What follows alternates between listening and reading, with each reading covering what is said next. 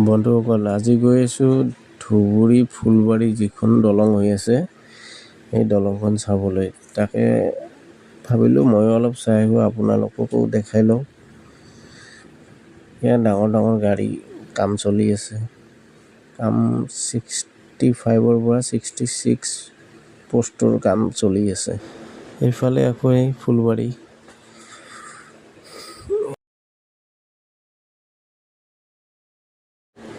এইবিলাক গাড়ীৰে আকৌ তলৰ মালবিলাক বস্তু এই ওপৰত উঠাই থাকে।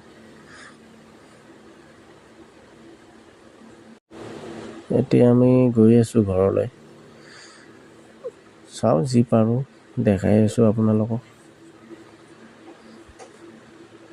এইখনে মেইন নদীৰ দলং। বহুত দিনৰ পিছত ঘোঁৰা গাড়ী দেখা পালোঁ, তাকেই দেখালোঁ আৰু আপোনালোকক। এইটো টোল গেট, শ্ৰীৰামপুৰৰ পৰা যি মেঘালয় নতুন ৰাস্তা হৈ আছে। এই ধুবুৰী দলং নাপাওঁতে আৰু পাব আপোনালোক। তাকে দেখিছেনে টোল গেট।